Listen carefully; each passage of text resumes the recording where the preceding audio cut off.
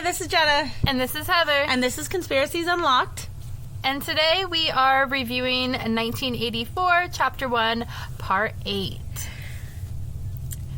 So we left off with Winston At work, and he is now walking home. He's walking home from work. And he smells real coffee. Not victory coffee, but legit real coffee. That would really make me excited. Coffee does make me very excited in general. It's like smelling like the instant Folgers or something really like bland and nasty, and then smelling like Black Rock. Yeah. It's like two completely different. Yum. Like you can't even compare. No, really. Black Rock is like crack rock. It's so good.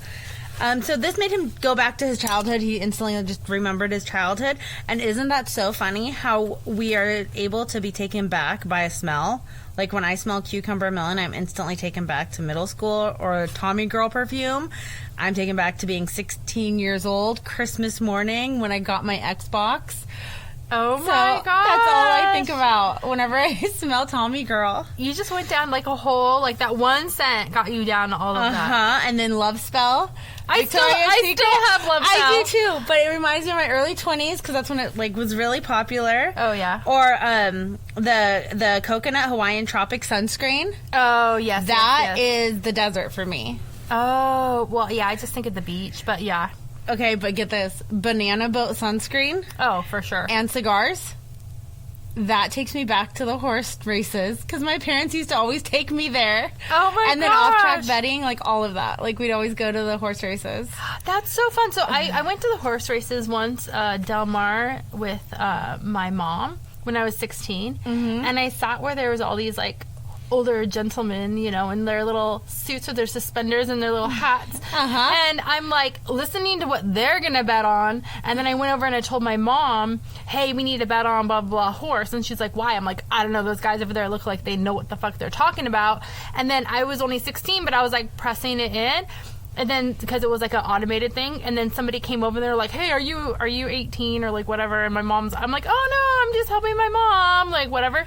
And I remember she didn't win a lot, but it was a $2 bet, and she won $125. That's really good. She was stoked. That means that the odds were 75 to 1, or 60 to 1, 60 something to 1, and that's a long shot that came in. Yeah. That's like huge for a $2 bet. So those men, all based on those guys. Yeah, those men were probably betting $100, $200, so they like over doubled their money a little bit, like just by like a little bit. But yeah, they're I know all about that. My parents were such gambleholics, and so I used to go to the racetrack like ever since I was born. I have a picture of me being 9 months old there. Aww. With all like the horses behind, and well, it's fun though. Yeah, it was fun, especially when I didn't feel good. My aunt had to come and rescue me, so she drove like over an hour to get me because my parents wouldn't leave the track, and I was 4 years old throwing up on the bench. Oh, nice. Yeah, I hope they won a lot of money. I also spent Easter with my grandma, my little grandma, at the off-track betting.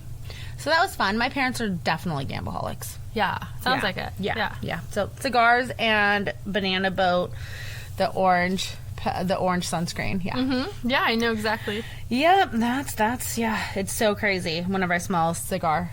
Isn't that crazy though that scents can bring you back, like any smell, like certain smells just bring you right back to that moment in time. Cigars do make me think of my dad, because there was like a time where he would smoke cigars occasionally. Like I think he always smokes cigars once in a while, and I just always associate a cigar with my dad. Every guy that I know, every so often will smoke a cigar. Like that's a normal, like a Sunday evening cigar. It's so random. I don't know if it makes them feel like dubious and proper, or I don't know. I just always associate cigars with my dad for sure.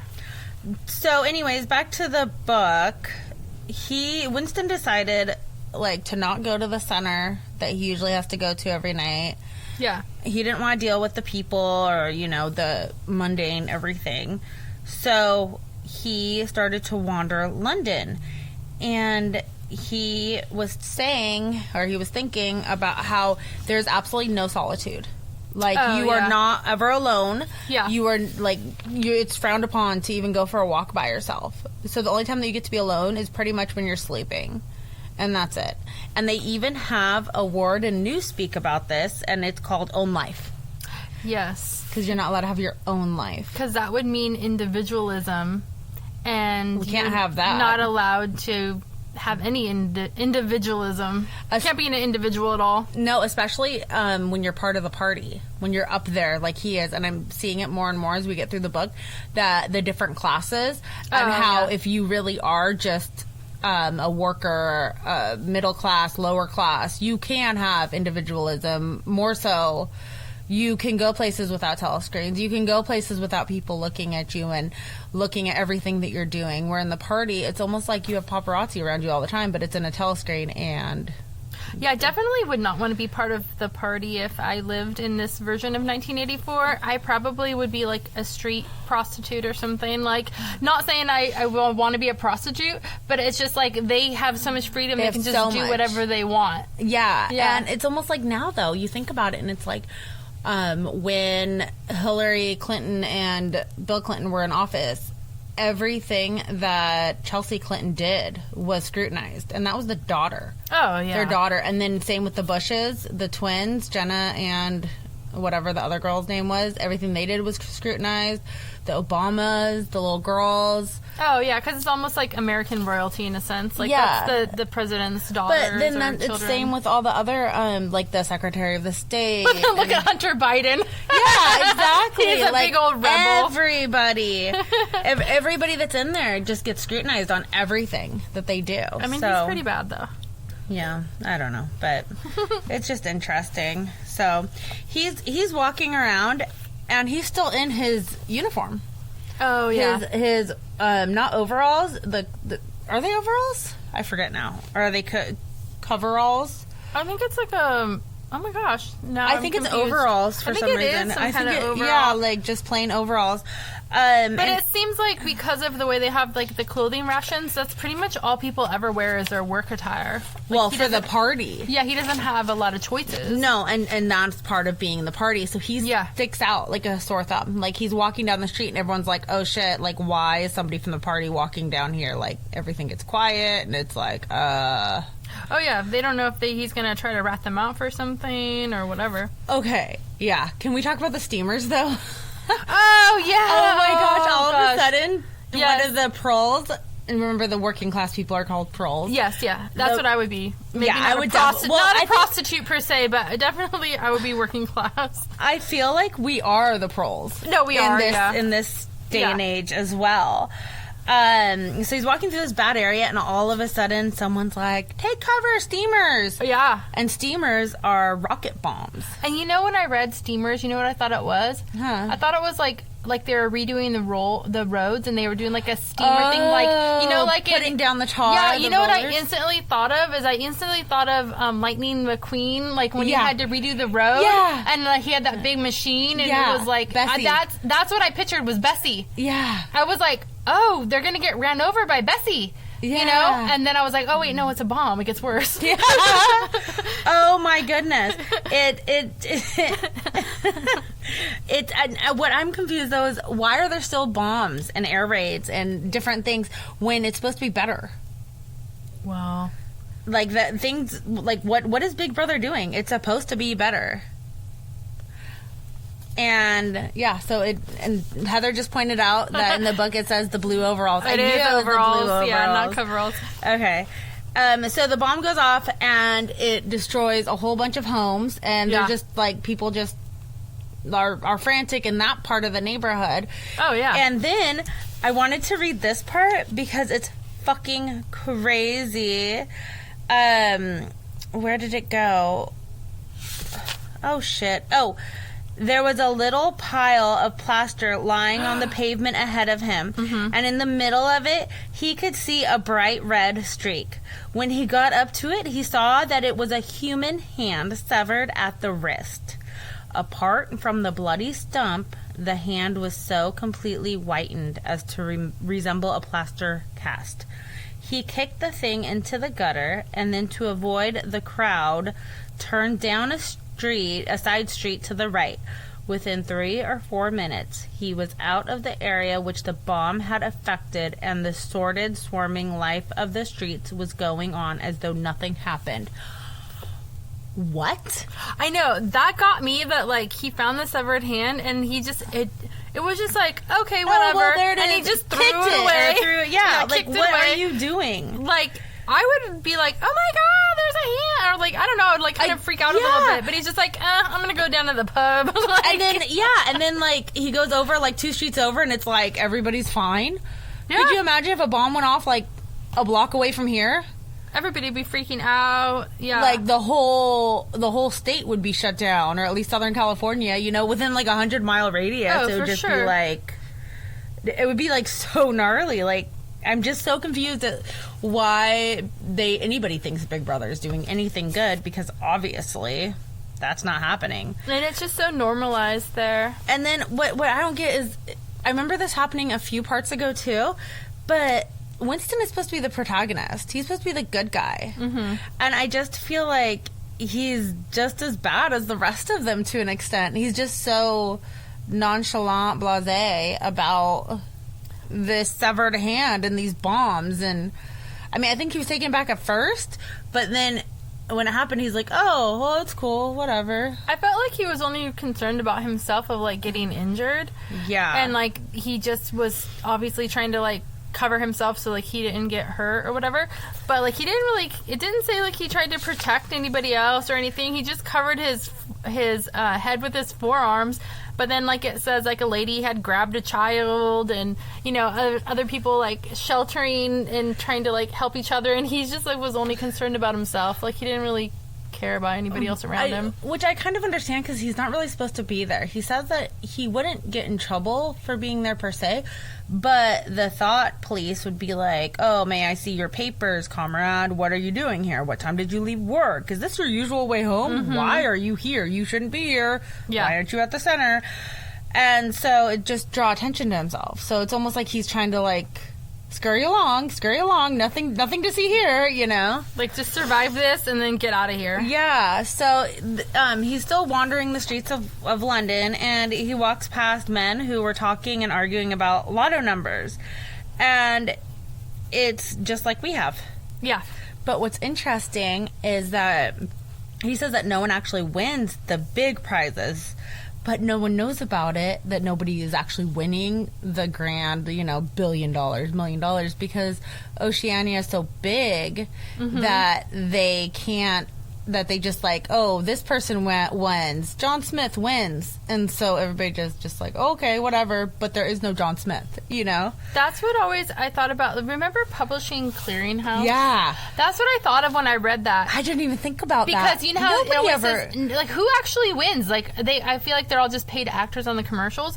Like, whoever actually wins Publishing Clearinghouse. Do they even have that anymore? I think they stopped it. I don't know, but I don't know. I'd have to look into it, but there's this whole Mandela effect about the Publishing Clearinghouse, that, like, it never happened, or, like, the guy was never the guy or something, and they never came to people's houses with balloons, and, like, they did come to people's houses with balloons and say, you won. Yeah, that's what the commercial said. Yeah. But it's so weird because... No, supposedly none of that happened. Do you remember how the Publishing Clearinghouse worked?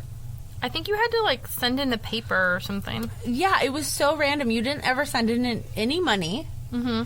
You would just, I would fill it out for my mom, and she's like, this is so stupid, or whatever. But I would, like, put the stamps on. You had to, like, match the stamps to the paper, and then you'd send it off, then they'd send you more. Then you'd send it off. It was almost like... Like, what are they getting out of it? I don't know. And where did they get all this money? And I don't know. It's so weird. And I was too young to, like, kind of put it together, but, like, maybe just to make sure the friggin' post office is working and doing their job by sending it back and forth. I don't know. It's so weird. That's instantly what I thought of, is like Publishing Clearinghouse, where they have these enormous prizes and payouts, but then, like, no one actually wins the big payout. Like, they'll give you little scraps here and there, a little bit of money. Like, they did say they do win. They do win little bits, but nobody gets the big prize. Well, somebody does, but they don't. No, like, the government does. Just a fake name. Yeah, exactly. So, then Winston goes on and sees an older man, and he's probably in his 80s, and the man had to be in his 40s when the revolution happened. And so then he goes on to say that most of the older generation was already wiped out by the first and second purges. Like, his parents got wiped out. Yeah. And those who survived were just terrified and stayed, like, silent, low profile, didn't say much. And so he was like, dude, I want to go talk to this guy. I want to see what he remembers. Yeah, which makes sense. That man was so frustrating. He was. But you know what? Winston was very patient with the whole thing, I thought. So he sees him in the pub, in a pub. So he goes in there. And they only serve beer in the pub. Sad. And you know what I found out? Well, I don't know how true this is, but I was watching a comedy show last night, like a comedy skit thing, like an hour and a half before I went to bed. And it was a stand-up comedian, and she said she was in Tennessee. And she went to a liquor store or whatever. She just landed in Tennessee. She was going to go buy wine, but they said, no, you can't purchase the wine. Oh, yeah. And she's like, okay, well, it's a store. You have a whole lot of wine in here. I want to buy it.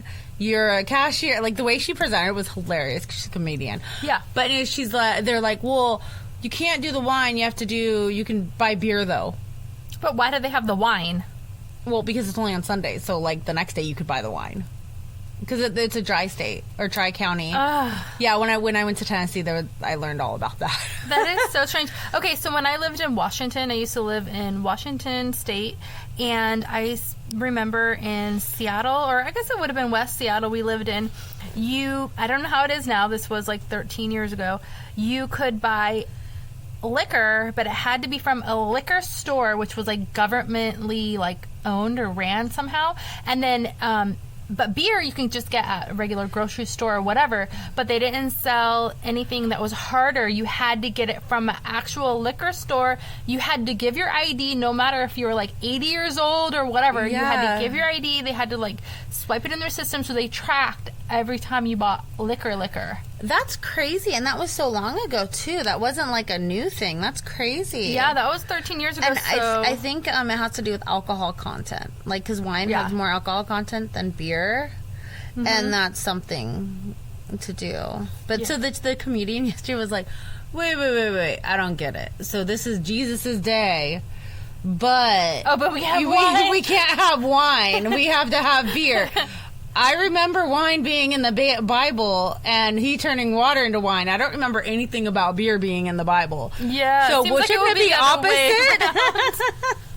Oh my gosh. Anyways, so he goes and he's drinking a beer with the old man, and he tries to talk to him, and he tries to be like, oh, is this what's better? And he's like, well, the beer was better back then and cheaper. And he's just like drunk rambling, like the whole damn thing was just drunken ramblings. And he keeps trying to ask him like, but would you want to go back? And he's like, you're so young, you should definitely like just enjoy your life now. And he's like, no, but like if you could have those days now, would you want those days again? And he's like, yeah, I was young then. He's like not understanding like but was it better then? Like, was the government? And finally, Winston was like, fuck this shit, I'm out. Yeah, but remember, too, he was all pissed off. The old man was all pissed off because they wouldn't sell him a pint of beer, only a half a liter. And he's like, what is this half a liter bullshit? And the bartender's like, well, what the fuck is a pint? Yeah. Like, I thought maybe it had to do with, like, the metric versus the empirical system, like the U.S. standard, American standard. Yeah. You know how it's different? Yeah. But I don't know if a pint would be American and then a liter maybe is the metric.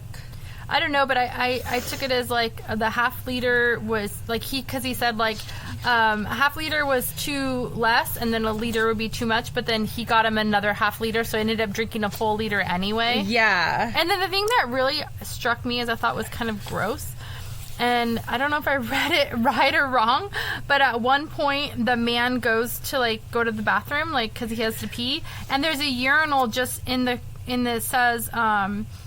it says he got up and shuffled rapidly into the stinking urinal at the side of the room. So it wasn't even like a restroom. It was just like in the corner of the room there was a urinal, like just where you can pee.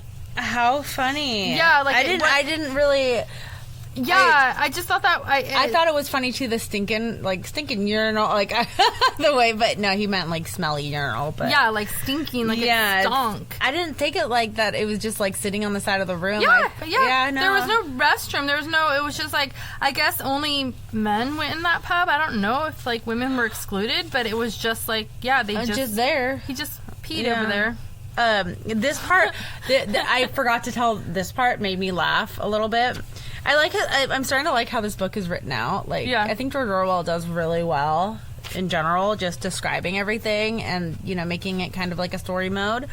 But, so remember last part, he was like, he had said something like, if there's any hope, it would be to get the proles to stand up. Oh, yeah. And so now he's in the middle of all the proles and, you know, in the middle of the ghetto and poverty. And it says, but if there was hope, it lay in the proles. You had to cling on to that. When you put it in words, it sounded reasonable. It was when you looked at the human beings passing you on the pavement that it became an act of faith. I do remember that. Oh my gosh, I was like, that's funny. I didn't realize that this was a comedy. It totally is in a lot of ways. Yeah, it's so funny. So, he's just, so he left the pub. And never really got any answers. No, nothing. He would just be like, oh, I heard about the elite having maids and servants. And the guy would take like one word, like, oh, they wear top hats. And he's all, top hat? I haven't seen a top hat in years. And just like random things. He's like, the last time I wore one was at my sister-in-law's funeral. And that was, well, I couldn't even give you a date. It must have been 50 years ago. And it's like, so no shit, it was 50 years ago. Like, do you have anything else? Like, we want some more details here. Yeah, so funny. So then he left the pub, and then he walked by that junk store. He called it like a junk store, I believe. And that was where he had bought the diary from. And so he then went in, and he was just looking around, and the old man was there. And he bought a coral paperweight. Oh, yeah. And he bought it because he liked the uselessness of it. Like, he's like, oh, my gosh, like, this is just so useless. Like, why would we buy this? I have to have it. Like, plus there was, like, nothing else really in there to purchase. But, like, it had, even the shop owner said that the supply was just so low that he didn't really have much to offer. There's nothing else from the old days that you can purchase anymore. Everything's been destroyed. They're not making new, so... Yeah. But it's just, like, little things that we buy now that we kind of take for granted. Like, you don't need a phone case, a fancy one. You don't need all this, like, stuff. Yeah. And it makes you individual, though. You know, like the beads coming off of your phone, your cell phone right now. You know, like, your little name bead thing. It's an accessory that you don't really need. It's my cell phone charm. Yeah, that's it. Cell phone charm. I don't even know the word for it, but you don't need that. It's useless. There's no reason for it, but it makes you. And Winston isn't used to buying useless things. Yeah. And he's not even really allowed. Yeah, and I don't think that anybody really buys useless things because they have no money. So I just thought that was interesting.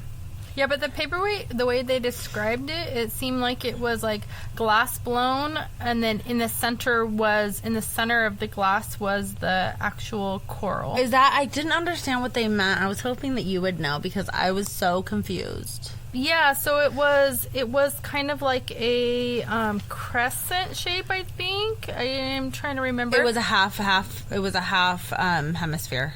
Yeah, okay, so it was a real dome, hemisphere, like a half dome. Half dome. And then in the center was a piece of coral. That makes sense. I was so confused because I'm like, I've never seen glass coral before. Yeah, so it was like just somehow encased in the glass. So after he bought that for $4, and the shop owner was like, ooh, you actually paid that. Well, he was like, oh, I guess I could have bought it for like $2, whatever. The shop owner took him upstairs because he had a small bedroom upstairs that he shared with his wife who died. Oh, and Winston was actually pondering renting the room just for shits and giggles, just to be like, oh, so I can get out of here because there's no telescreens up there. Yeah, that's what I was going to say too, is it was really interesting to me that he did not have a telescreen. He said he couldn't afford one. And then I thought this entire time I've been reading this book that everyone has to have a telescreen. That it's mandatory. There. Yeah. And it's almost like I thought like the government like gave it to you, like it comes with your, like everyone has to have one. It has to be on the streets, just like security cameras almost. Yeah, so I thought that everyone was issued one. Me like you too. get like your rations and stuff, like that was just one of the things they gave you, was they gave you a telescreen. But apparently not. You had to buy your own telescreen. So why would you even buy one? Exactly. That's like, no. Why would you buy one? I'd be like, I can't afford it, sorry. But then again, we're being tracked and listened to on cell phones and stuff, but we're buying them, and Alexas, and yeah, you know what I mean? Like, Alexa's always listening, and but the thing is like listening. The phones do so much more. The telescreen is literally just a screen that has like, you don't really have choices or anything you can do on it, like search engines or anything. The only thing you can do is watch their propaganda and do their Why would you want to do that? Yeah, stuff. I would be like, sorry, I can't afford one. Yeah, so I don't know. And then I wouldn't buy one. And then, but he did say the bed has all there's bed bugs in. Oh yeah, that's I'm like, oh my gosh, why is there bed bugs in your bed? But it makes sense if there's bed bugs in the bed, because the thing is like the plaster is falling off the walls. Yeah, it's like everything all already in disarray, falling apart. Yeah, so. It makes sense. But I just thought it was funny how Winston. It's like almost like Winston's dreaming of like freedom. He's like thinking like, oh, I could probably rent this for like a couple bucks a week or something just to get out of where I live, as if he would ever be allowed to do that. They would notice he's not there. Yeah, I don't know. Like, it's almost like us imagining, oh, can we get a private jet? And I want a luxury boat. I want, my own yacht. Yeah, I want a yacht. I want to go cruise the Seven Seas or, whatever. Go to Hawaii whenever I want, Right. So we found out the shop owner's name is Mr. Charrington, and he's a widower, and he's aged 63. So then I was like, Winston needs to talk to this guy. This is the guy, because that means that Mr. Charrington would be about 30 when this all went down. 20, 30? So he still would be old enough. To he remember. Would have been old enough to retain, the memories. Yeah, so I'm like, I don't know why he's not doing that, and he's not drunk. Mm-hmm. He's pretty fucking lucid. Like, why is he not? He's able to communicate. Yeah. So Winston left the shop and said that he would come back in like a month or so and talk to him once, because he had already visited this one shop twice in the past few days. So he's like, I can't do this again, Yeah, but security. Remember when he was up in the room? Remember the picture? Oh yeah. What about the picture? I didn't really. And then the song. Do you remember the song? Oh yeah. So the two things that struck me was he was kind of, Mr. Charrington was kind of giving him a little bit of insight. I mean, not much, but he said, feeding him a little bit of information. Yeah, what he could remember was like kind of a rhyme that kept running through his mind, and it was, oranges and lemons say the bells of St. Clemens, you owe me 3 farthings, say the bell of St. Martin's. Yeah. Which we don't know the rest of it or what that really means. But it's just like London Bridges. It's just a nursery tale. London Bridges falling down. I just think that it's just a nursery rhyme. And he was saying, Winston was like, oh, I've never even heard church bells. These are churches. Yeah. And he didn't even know that these old buildings, some of them used to be churches. So the picture, right? The picture that we are referring to is a church. And the picture is St. Martin's and St. Oh, no, not St. Martin's. I think it's St. Clemens. Yeah. And that's how he remembered the nursery rhyme, because they were talking about the picture, because he saw the picture and he's like, ooh, what is this? Like, where is this at? And they started talking about it. And come to find out, the church was right in front of Victory Apartments, right? The Victory Square. Yeah, the Victory Square. So, and he had no idea. That was St. Martin's, but they changed it, so it's no longer a church. It's a museum used for propaganda, displays of various kinds, scale models of rockets, ships, bombs, floating fortresses, waxwork. So crazy. And just everything, like enemy atrocities and all of that kind of stuff. So it's no longer a church. Now it's just this horrible propaganda place. I guess it's a museum. Yeah, museum. Yeah, I was going to refer to it as museum. Yeah. So then he leaves. Or do you... No. Then he leaves, but when he leaves, he's saying, he's going to come back because he keeps thinking about the picture that, like, maybe he'll buy that picture. I was thinking he wanted to come back and question. He probably wants to do both. All of it, yeah. But then all of a sudden, he sees the dark-haired girl from the records department on the street. His stalker is back! Yes, his stalker is back. I wonder if she's secretly in love with him. No, I think that she's secretly a spy or some shit. And so then all of a sudden, he's like, shit, what do I do? Should I go back? Should I do this? Should I go to the center? Should I... Where am I going to do? Because at least if I go to the center, then I have an alibi for half the night. And then he even pondered going up and hiding in the bedroom with the bed bugs. Yeah. And then he's all... Then all of a sudden, he thought he could smash her skull in with the cobblestone or with the paperweight. And I'm like, what the fuck? That escalated so fucking quickly. And then he's like, fuck, I can't do that. I'm like, what is wrong with this man? Yeah, because he's like, it occurred to him that she had passed him only 3 minutes ago. So if he was running, he can run after her and smash her brains in. Yeah. And then no one would know that he was there because she's got to be a freaking spy following him around. And I thought that was so funny. I'm like, what the fuck? That escalated so quickly. Maybe she's an agent of the thought police. Yeah, I think so. So he gets home safe, and he's waiting for the thought police to come and get him and vaporize him. Oh, yeah. And he's like, he's thinking like suicide is the proper thing to do. However, no guns or poisons were easily attainable, especially at this time. Yeah, no, of night or anything. And I can just like feel his anxiety. I was reading this and I was legit like feeling his anxiety. Like, I can't believe I'd be like hiding under my bed or in the closet, or I'd run back to the shop and hide under the covers with the bed bugs. I'd be a fucking mess. I move over, bed bugs. We're sleeping together. Right. I would be like a mess. I wouldn't be able to sleep. I wouldn't be able to do anything, just like waiting to be vaporized, pretty much. And then the funny thing too is when she walked past him, she looked him in the eye, but she ignored him. Yeah, and she just kept walking. So that's quickly. Even creepier. Yeah, because it's like she looked him in the eye, like she made it known, like, I see you. Yeah, and then she just kept going. Or maybe like, what is she thinking? Or what if she thinks that he's stalking her?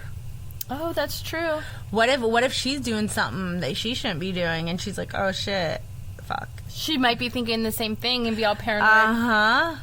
But she keeps going closer to him, like in the cafeteria and in different locations. She keeps like being around him as opposed to him moving towards her. Unless she's doing it by accident. Maybe she has a crush on him. No.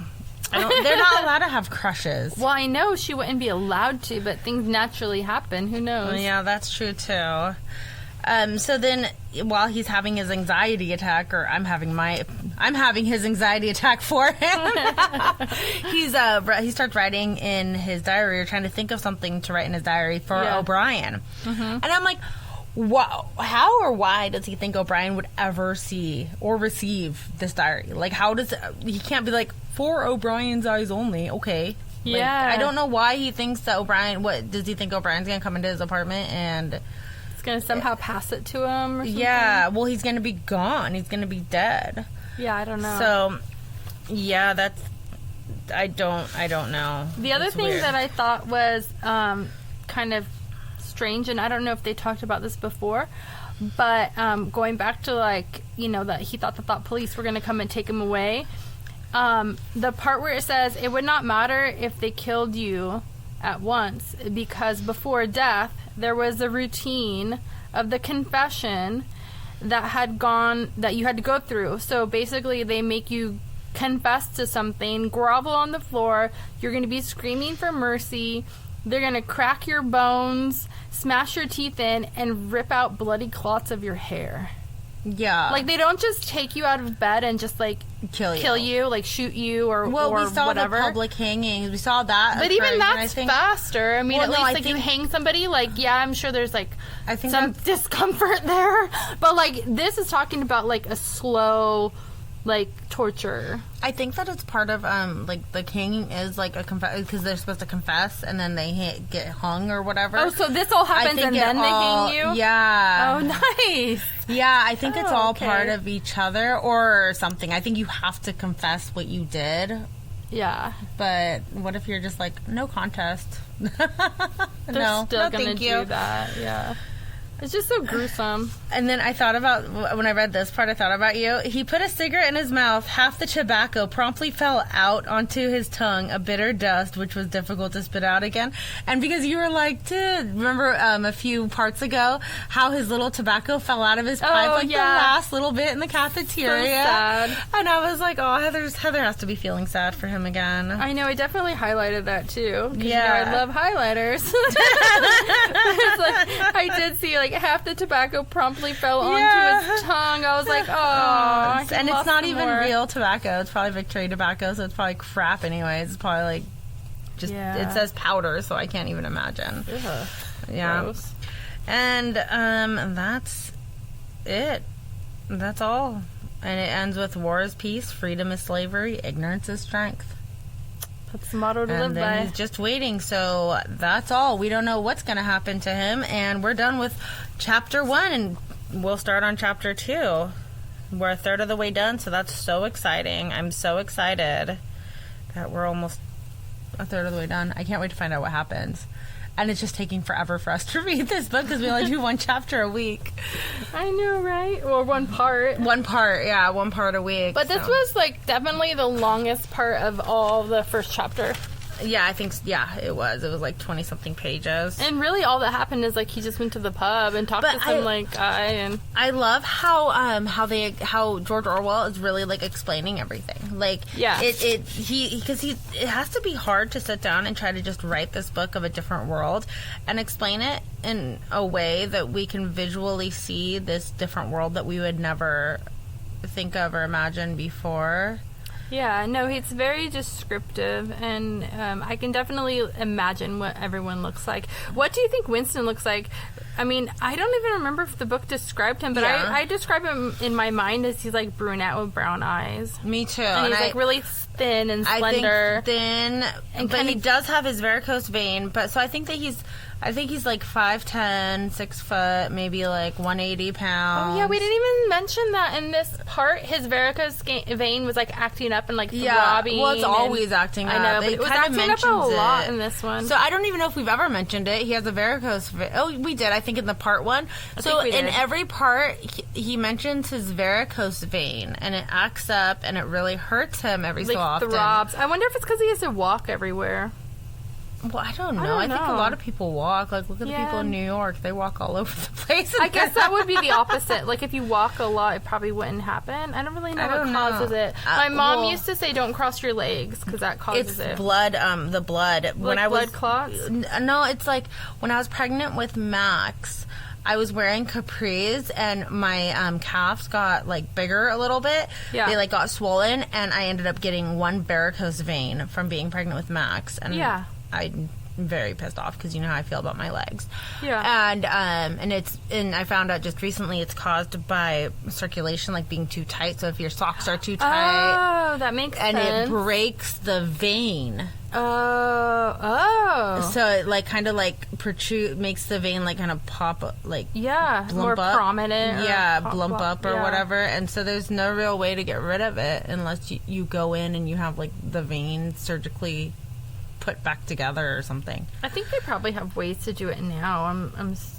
I just found this information out like 2 weeks ago. Oh, okay. This is new information. Oh, okay. I don't know. Yeah. I'm just thinking like with all the plastic surgery in the world, there's got to be a way to like do something. I feel like veins are like very like hard to work with because like if you collapse a vein, you just like die.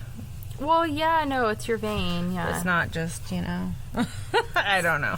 We're not doctors, obviously. Yeah, obviously not. But, so yeah, his varicose vein was acting up in this one. I kind of felt bad for him. Well, it's always acting up. Yeah. I'm all like, I don't even care. I'm like, it's always acting up. He'll survive. You'll live. Well, we don't know. We'll find out, though. All right, well, that's it for this one. We will see you next week we won't see you guys at all. But you'll hear us next week for more. Tune in every Monday for our 1984 parts and Thursdays for our episodes on different conspiracies. And I'm very excited because I'm going to do some Bigfoot and Loch Ness Monsters I've been looking into and different cryptids. So I'm very excited. And I know that Heather has more aliens. Oh, always aliens. Yeah. And some pyramids. Ooh, I can't wait for the pyramids. But not what you're thinking, not Egyptian. Ooh, fancy. Even better. Better? Better. Woo! Okay. Bye, guys. Thank you so much for listening. Thank you. Don't forget to share, like, and subscribe, and follow us on Facebook and Instagram, and listen to us where you listen to all your favorite podcasts. Bye. Bye.